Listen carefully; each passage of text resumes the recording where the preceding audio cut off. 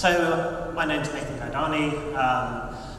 As an immersive professional services consultant, I help companies to understand the landscape of XR, as we're now calling it, which is AR, VR, MR, and how they can be using it, as a tool.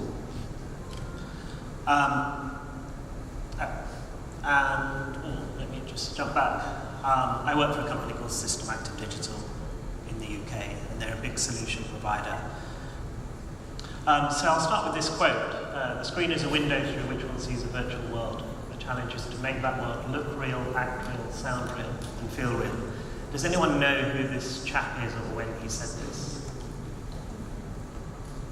Okay, I'll tell you. It's a chap called Ivan Sutherland, and he said it in 1965. And I found out last year that he's still alive. He did a talk at SIGGRAPH in the US, and I got to have a photo of him. But he is the absolute godfather of AR, VR, and he created the very first tracked AR headset, as you can see on the right, in 1967, popularly known as the Sword of Damocles because of the way it hung over your head like that. So, it's an experience thing. This is like the biggest message, really.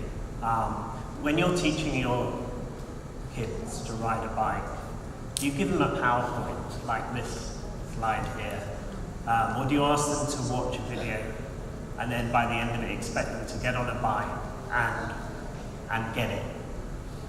Has that ever happened ever? I don't think so. The only way you can learn something really is to have the experience of it and to get some kind of feedback about what you're doing. And VR is the closest medium that we have right now, apart from actually doing it, for the brain to think it's doing something and getting an experience about it. So that's kind of the key thing. And there's a lot of other things that it does that other mediums don't really do. And again, I want you to really kind of focus on the value, focus on the understanding here. It's a one-to-one experience, so no other medium can do that. A screen can make things big, but it's not necessarily one-to-one. And when it's one-to-one, we understand things in relation to ourselves. It's true 3D. It's not like a 3D film in a cinema. It's true 3D. And if you move about, you can see things from different angles. I won't go through them all, but no guesswork. That's the key thing in enterprise. You want to get everyone on the same page as quickly as possible to understand what it is you're designing, you're creating, and to get everyone on the same page. And the other one here, retention rates in VR are massive compared to traditional 2D medium, which are like 50%, jumps to 85%. So you start to string these elements together and you have a very powerful medium. And it's taking off everywhere. So I'll just go through a few proven use cases. Collaboration is the next big thing now, because the first kind of VR experiences were all solo kinds of things. You go into an experience on your own, and everyone else is asking you what it's like. What can you see? And you might kind of show it on a screen, but looking at a screen is not anything like being in VR. And a lot of the VR I'm going to talk about is higher end VR, where it's computer-generated content, but it doesn't. They have a weekly kind of design jam where they invite people from other offices to jump in, and they're actually standing in a building that they might be designing right now. And they've had 49 people all jump into one of these jams and all be walking around inside an actual building that they're designing and all talking about it and giving feedback about it. Facilities and remote assistant is really exciting to me. Prototyping and design review. So there's all the obvious things like marketing, which we've all seen. But these are the exciting areas. Prototyping in VR, where you can actually start designing things within VR, not doing it all on a computer with your boring 2D screen and then having a look at it, but actually starting to develop in VR. And a ton of others. These are all proven use cases now that are being used across so many industries. To give you an idea, these are all the industries that have found proven use cases, and I'm sure I've missed some. I'm sure there's others as well. And I haven't got time to take you through them all, but I'll jump you into a few. Automotive at the top, you can see last year Volkswagen trained 10,000 factory employees in VR. So that's not kind of proof of concept stuff anymore. That's, we get it. We know this adds a lot of value and we want to start using this properly. So something else to kind of realize now is that this is, for many people, this has moved past that stage of, oh, this could be valuable, to this really is valuable. Audi using VR in 1,000 showrooms to innovate the sales process. So a lot of people have moved away from going into showrooms. They can do most things online these days. And how do you get people back into the showrooms? Otherwise, if people do go to a showroom, they've already seen it online and they just want to get a discount. But now, if you've got a VR set up in a showroom and you can actually walk around and configure a car, you're adding more and more options back on. The base price of the car, there's not a high margin on it, but all the options, there's a high margin on it. So you're building up your car back up. You feel like it's your car because you've just spent half an hour walking around it and getting it just as you like it, and you don't want to part with it at the end of that process, and you're more likely to buy it. So that's innovating the sales process. It's not just enhancing the sales process. And a ton of other things which I won't walk through. In aerospace, Bell helicopters, some of you might have seen, there's a great video online. They were using the HTC Vive to design a next generation helicopter. 6 years is the normal time it takes to design a helicopter. They did it in 6 months.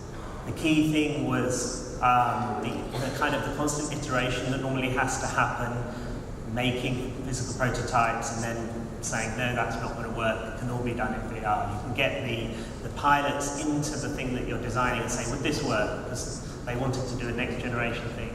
Get the feedback, say, no, that wouldn't work, you need to change this and that, and they can just do it straight away. BAE systems, 50% reduction in assembly times and 40% faster training. These are big numbers, and as you can see from the others as well, they're not just kind of, ooh, maybe this could be something, this is something. Healthcare, live surgery assistance with MR, using things like the HoloLens, if you've seen the latest kind of advert for that. Or even just using VR before an operation to blow up a kind of scan, or see a tumor, and really understand it is really powerful. And we've got people talking about healthcare today, so you can look forward to hearing much more about these use cases. A bit about the numbers. So there's so many different estimates now. They're all, slightly pie in the sky to some extent, but they all are very favourable, and they're all being pushed up now. Two I found. This one's around 700 billion. This one's over 800 billion by 2025. It's absolutely phenomenal with 63% growth. And then both these facts are out in February, so they're very recent. And the APAC countries are going to lead VR by 2024. That's really exciting for you guys. It's really going to start taking off. This just shows a kind of breakdown of the number of companies using XR technologies. Education's really growing massively. AC, architecture, engineering, construction, and manufacturing. You see they're really dominating. This isn't necessarily kind of expenditure.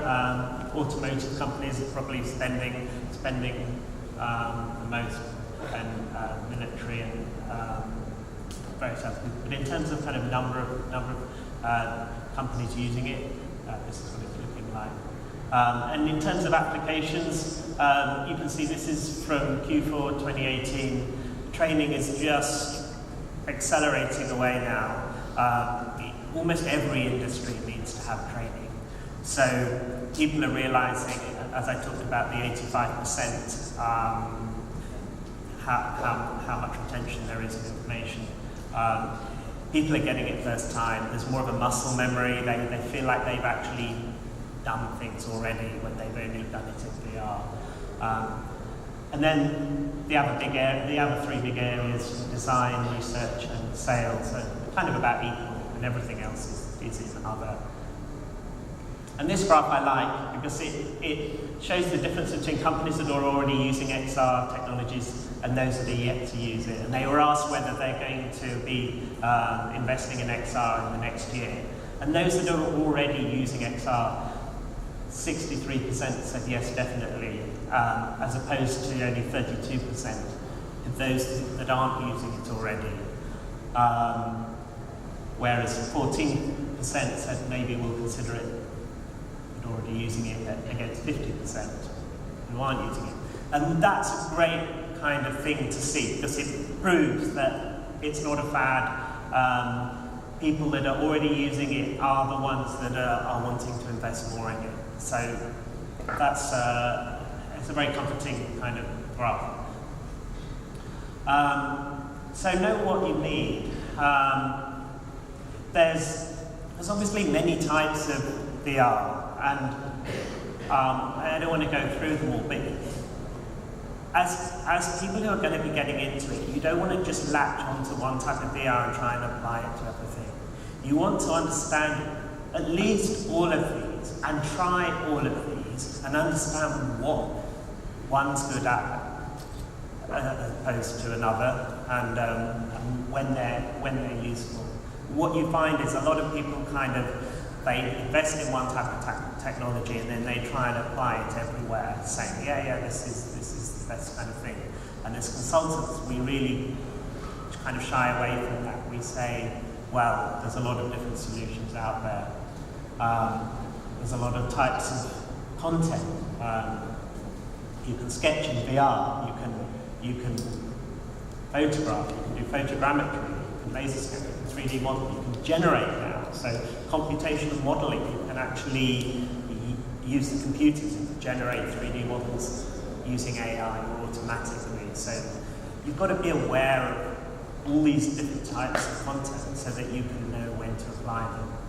And all the different software as well. There's a lot of one-button solutions, we call them now, where if you don't have skilled workers, you can use programs like Enscape.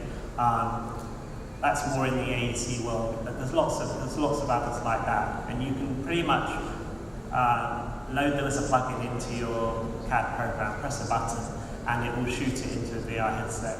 And some are even live. If you make changes in VR, it will revert back into your CAD program. And then you've got things like game engines now, which are the key way to make high-end VR. Unity and Unreal being the key ones. Web VR coming along. That will be really exciting, kind of as it comes, because everything else is kind of separate, and all the experiences are all discrete. Whereas with Web VR, things will start to join up. I won't go through all of these. So the key thing is finding value, and I'll just show you this graph about data, because it's not about VR, and AR is not an end point. It's just a kind of stage, and it starts with having 3D data, and that 3D data could be kind of photogrammetry, or it could be modeling. It's just having a 360 is a very kind of limited type of VR. It's not, you can't move about in it, and it's only slightly immersive. So we need to kind of move beyond, and having 3D data as the starting point, and more companies are obviously kind of working in 3D for their product design. And the next step above that, so this is showing you all the stages and where immersive kind of technology fits, is real-time rendering. So once you've got 3D data, you can then start to render it in real time. And that's where these game engines are coming in. They allow you to spin things around, look at things very quickly from different angles. You're not kind of rendering it and waiting hours to see what it's going to look like. You're seeing it straight away. And then you get, at number 3, you get the immersive visualization layer, which implies that you've got a real-time rendering layer, which implies you've got a 3D data layer. And the immersive visualization is the things I told you before, the one-to-one understanding of the space and how it relates to you. It's not like these are all getting, like you always want to have immersive visualization. It's, if you've got 10 people in a room and you just want to talk about your building or whatever, where it is, then don't put one person at a time in VR, just bring it up on a big screen, use an Xbox controller to move about, and that's the best way of communicating space. So again, understand what each medium's for, and VR is just an output, like a screen, but you've got to have your real-time data. And then at 4, we then need to make that data intelligent through IoT, AI, deep learning, analytics.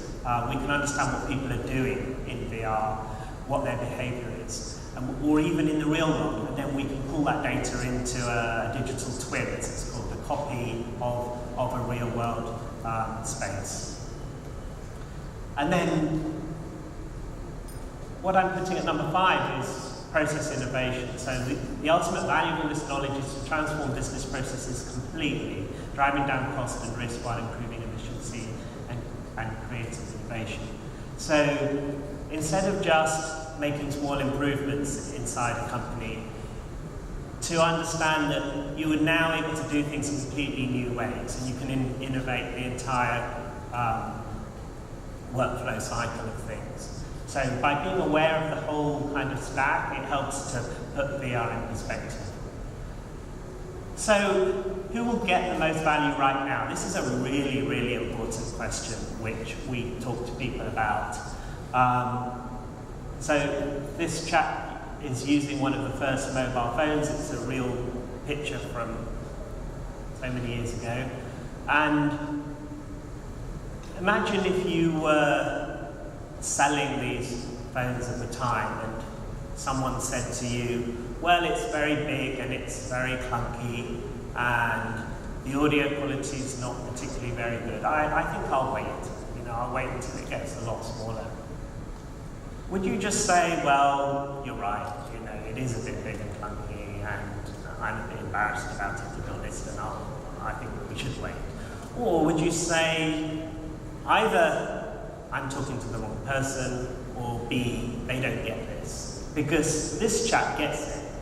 He does not care that this phone is big and clunky. He can make calls when he's out and about, he can do deals, he doesn't have to stand in line like the other chap, and he's not complaining about the size of the phone. So that's really important. Who will get the most value right now?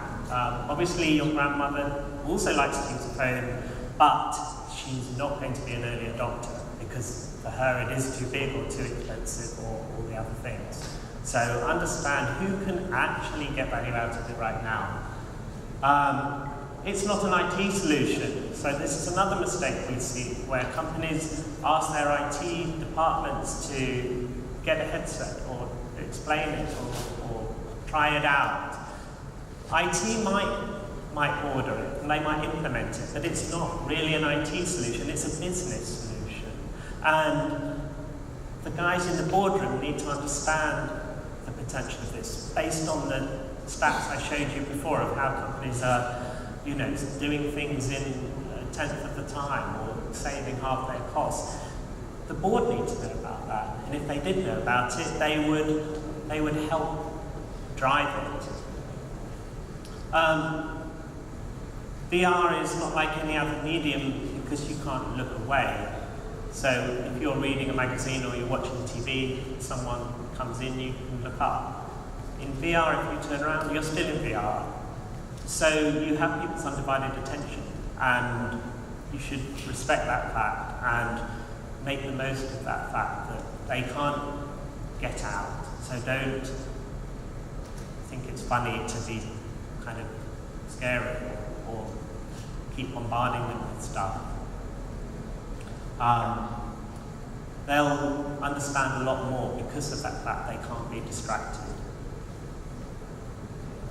Feedback is very different with VR. If you show people a kind of two-dimensional idea of what it is you're designing, you'll get quite intellectual feedback about it.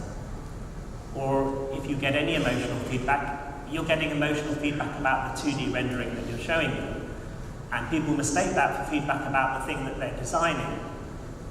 So if you show people things in VR, the same thing, but as a kind of three-dimensional model, often you'll get very different feedback about the same thing. And that's the feedback that you're more interested in. Why? Because that's the feedback that's much closer to what they would give if they were in the finished thing. So they might say they don't like it when you show them a picture, but then they do like it in VR, or the other way around. So that's the kind of the power of it. People trust their own viewpoint. So again, showing someone a 2D rendering is your viewpoint. People will be fairly sure that you've chosen this viewpoint quite carefully to best show off whatever it is you're designing. And if you can put them in VR, then that establishes a level of trust that you're saying, I don't mind where you go or where you look. And people then feel like they understand what it is. And a lot of designers worry that the client's going to get too involved or start kind of fussing about it too much. But actually the converse happens. The client eases off, they feel like they know what's going on, they know that they can always jump in again and check anything, and lets the designer get on with it. So, yeah, people trust their own viewpoint or point of view. Lead, don't follow. So my key message is for people to roll up their sleeves, just like me, and start learning. You can't keep waiting for everyone else to work it out. The reason why the automotive companies and the aerospace companies are so far ahead is because they've been doing this for 20 years. They've been constantly pushing at technology to see how they can get the most out of it. And if you want to develop businesses or get business, you need to understand it for yourselves, where it adds value. And unfortunately, that does mean spending a bit of money. So I estimate $3,000. This is a laptop that can run VR and a headset. They're called Windows Mixed Reality headsets. They're designed by Microsoft that went out to about 5 other companies. Dell have one, HP have one. They're 6 degrees of freedom, they do room scale, they don't need the sensors like an Oculus Rift or a Vive, they do their own tracking, so that's all you need, just those 2 items. You can travel with them, and you can be showing clients, or you can be just constantly trying stuff out, having a look at things that people have done, and understanding it for yourself. Putting your own content in, using some of these tools that I talked about, and actually seeing where it helps. And this is the kind of the message is to, you've got to understand it for yourselves. You can't keep letting other people tell you. It's an experience thing, as I said about the bike right at the beginning. Don't find customers for your products, find products for your customers. Famous marketing chap said that. That's very true. The customers might be your own staff. They could be anyone with a need. They don't have to be clients. But what is the actual business issue that you're trying to solve? In this is an actual project we worked on where they were building some houses and apartments. They wanted to sell them off plan. They were going to build one kind of showroom, but they hadn't got that ready by the time they needed to start selling. And what was the solution to build the entire complex in VR and let people walk around, even though there wasn't a physical showroom yet, and start selling them off plan, which they did. And this is done in a game engine, Unreal, and you can walk around the entire house.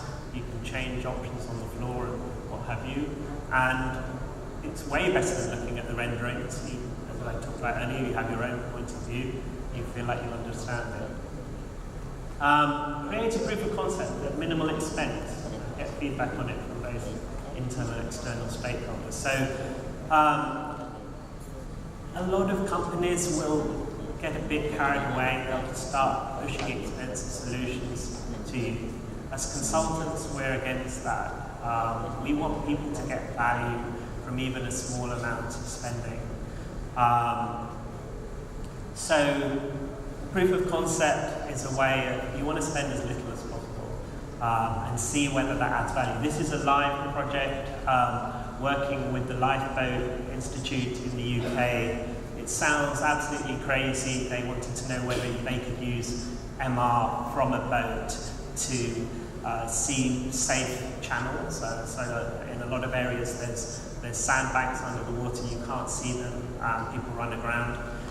So we did a proof of concept project to allow you to see all the safe channels over the water. They're locked, they're spatially locked in place, and you can drive your boat down the channel.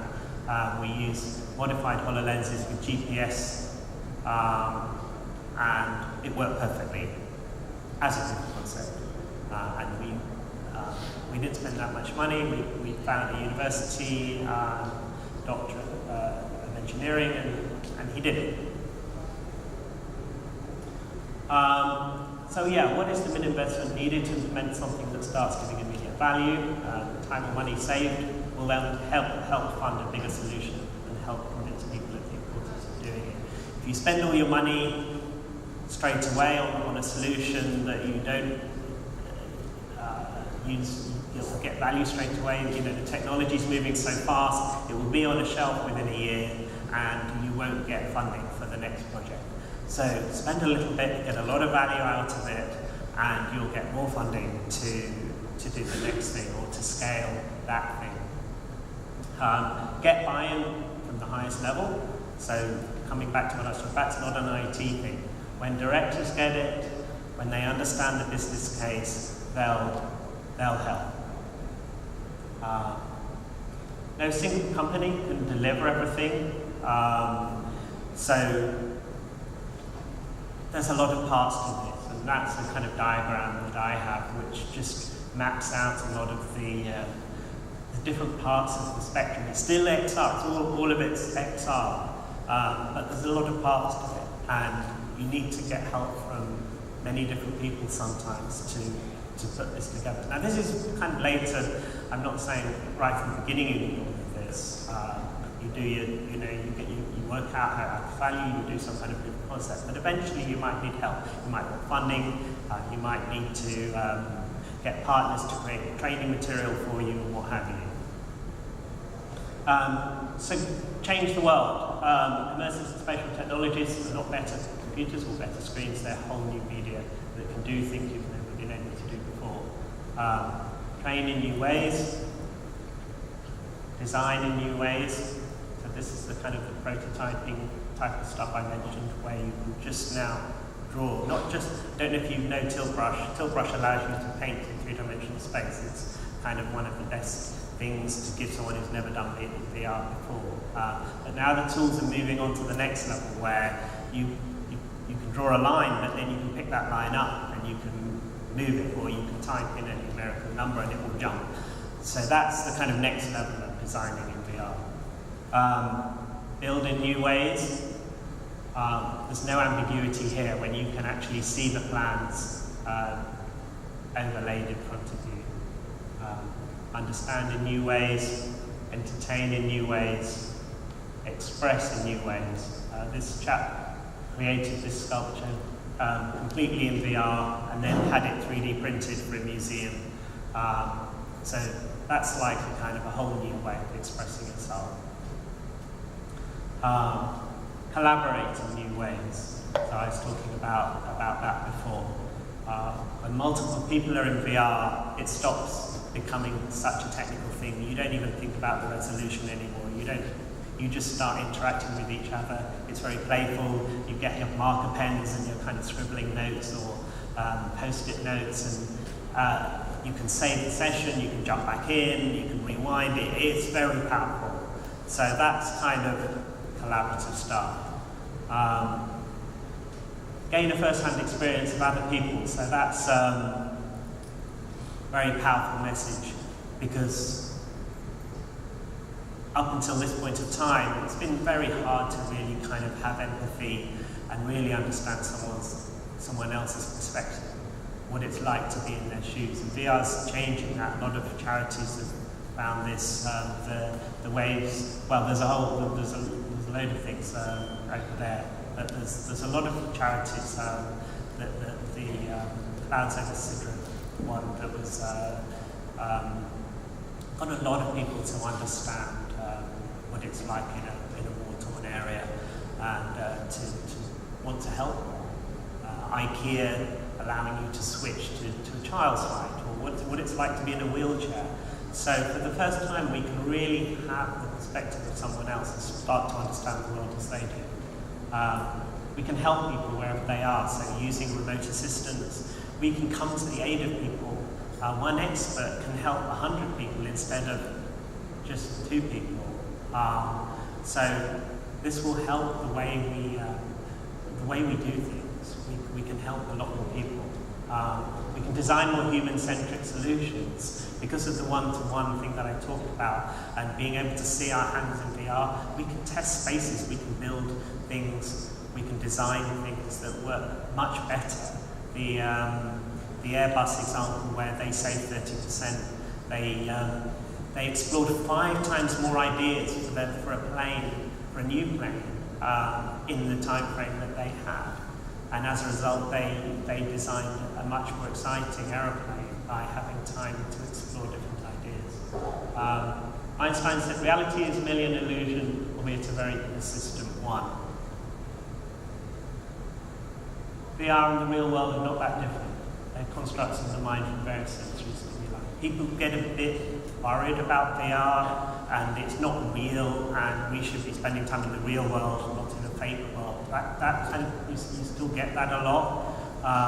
When you go home and you put the stereo on and you listen to fake music, do you obsess about that? It's virtual. It's not really happening live. Who cares? It's just sensory input. With new perspectives that VR enables, we might better understand ourselves, each other, and the world around us. With deeper understanding of things, perhaps we can start to make the world a very much better place for all. Thank you.